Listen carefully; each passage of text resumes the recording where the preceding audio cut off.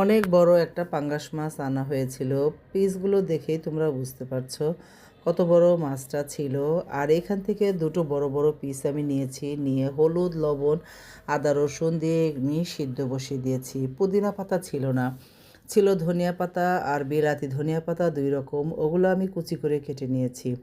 সাথে অনেকগুলো কাঁচামরিচ কুচি করে নিয়েছি। আর এই যে আলু সিদ্ধ করে নিয়েছিলাম, মাছটা আমি বেছে নিয়েছি। আর আলু ভর্তা এটার সাথে দিয়ে দিলাম ওই যে ধনিয়া পাতা পুদিনা পাতা বিলাতি আর এই যে কাঁচামরিচ কুচি করা সব দিলাম। দিলাম একটু জিরা ফাঁকি, একদম সব ধরনের মশলা অল্প অল্প দিব, বেশি দিব না। একটু গরম মশলার ফাঁকিও দিয়েছি। আর দিলাম পেঁয়াজ দিয়ে সুন্দর করে এটাকে একদম মেখে কাটলেট বানাবো মাছের। আর এটা খেতে যে কি ভালো লাগবে, ছেলে তো বুঝতেই পারেনি এটা কিসের বানিয়েছি। আর একটা ডিম দিয়ে দিলাম, 2টা ডিম দিলাম। একটা ডিম দিয়ে দেখলাম কম হবে, পরে 2টা দিয়েছি। দিয়ে সুন্দর করে একদম মেখে নেব। দিলাম বাইন্ডিংয়ের জন্য একটু বুটের বেসন, সেটা দিলাম। দিয়ে সুন্দর করে একদম মেখে নিচ্ছি।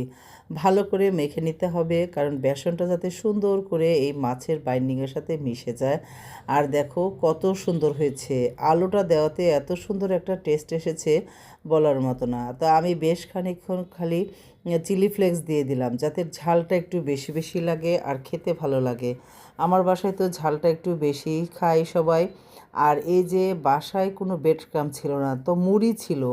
আমি মুড়ি ব্লেন্ড করে এরকম ব্রেড ক্রাম্ব করে নিয়েছি, নিয়ে একদম এভাবে ওভাবে সুন্দর করে সব দিকে ব্রেড ক্রাম্বগুলো সুন্দর লেগে একদম তেল গরম করে নিয়েছি, সরিষার তেল। আর সরিষার তেলে ভাজবো এই ফিশ কাটলেটগুলো। এগুলো সুন্দর ঢিমি ঢিমি আছে, মিডিয়াম আছে আর কি ভেজে নিয়েছি।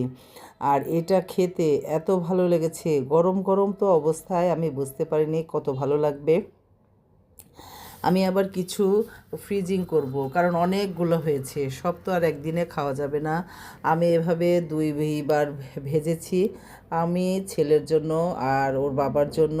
এই তো সুন্দর করে ভেজে উঠিয়ে নিয়েছি, টিস্যু পেপারে ভেজে উঠালাম যাতে তেলগুলো সুন্দর করে টেনে নেয় টিস্যু পেপার। আর এই যে আমি সবগুলো কিন্তু দেখতে এত সুন্দর হয়েছে, মচমচা হয়েছে খেতে, আর দেখতেও ভালো হয়েছিল। এই যে সবগুলো ভাজা শেষ হয়ে গেছে।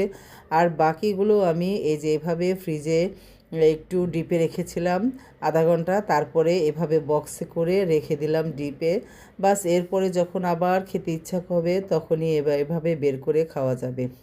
কত ভালো হলো তাই না? আর আর এইভাবে ফিশ কাটলেট খেতে কিন্তু ভালোই লাগে, আমার তো অনেক ভালো লেগেছে, বাসার সবাই